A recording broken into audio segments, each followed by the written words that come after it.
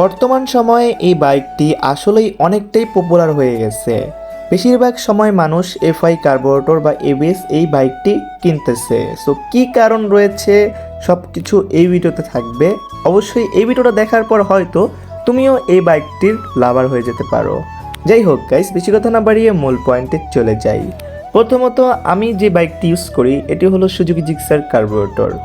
এই বাইকটি বর্তমান বাজার মূল্য 3,38,000 টাকা। সেখানে তোমরা কিন্তু ডিসকাউন্টে 4,000 টাকা ডিসকাউন্টে কিন্তু নিতে পারতে কার্বোরেটর বাইকটি। তো আমি যেহেতু কার্বোরেটর বাইকটি ইউজ করি, অবশ্যই কার্বোরেটর বাইকটি নিয়েই কথা বলবো ইনশাল্লাহ। তোমরা যদি চাও নেক্সট আরেকটা ভিডিওতে আমরা এফআই আর এভিএস নিয়ে কথা বলবো। সো যেহেতু কার্বোরেটর বাইক, ফার্স্টে আমরা মাথায় আসবে কার্বোরেটরের মাধ্যমে কিন্তু তেলটা ক্লিন হয়, তারপরে কিন্তু ইঞ্জিনে মারে। শর্টকাটে বুঝতে গেলে এখানে কোনো তেলের কোনো প্রবলেম থাকলেও তোমার বাইকের কোনো তেমন ক্ষতি হবে না, যতটুকু আমি বুঝতে পেরেছি এই বাইকটি 1 বছর ইউজ করার পর।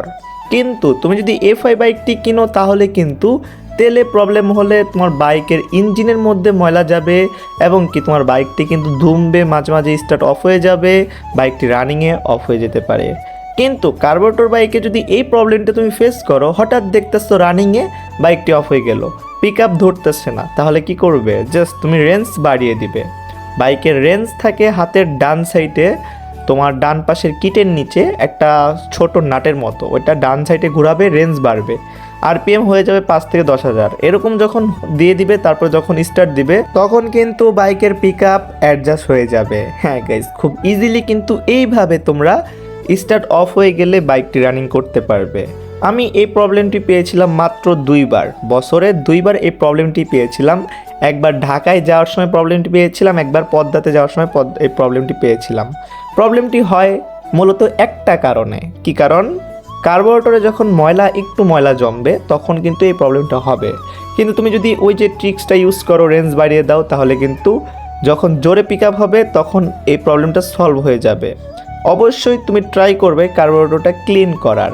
হ্যাঁ, এখানে একটা কথা হলো, কার্বোরেটর ক্লিন করতে কিন্তু আমাদের অতটা পেরেশানি হতে হবে না যতটুকু পেরেশানি হয় এফআইয়ের ক্ষেত্রে।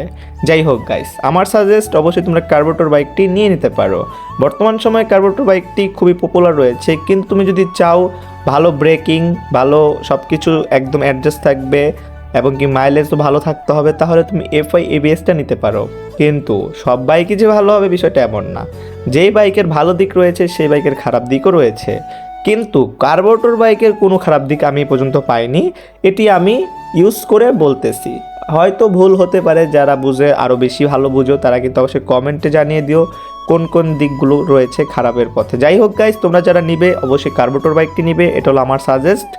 অবশ্যই তোমরা যদি এফআই নাও তাহলে মাইলেজ বেশি পাবে, কিন্তু কার্বোরেটরে যে মাইলেজ কম পাবে বিষয়টা এমন না। আমি কিন্তু কার্বোরেটর বাইকে 45+ মাইলেজ পাই।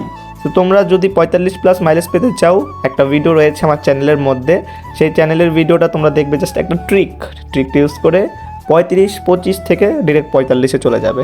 তো যাই হোক গাইস, আজ পর্যন্তই, দেখা হবে নেক্সট কোনো ভিডিওতে। সে ভালো থাকবে, সুস্থ থাকবে, নিজের ভালো রাখবে। আল্লাহ হাফেজ গাইস।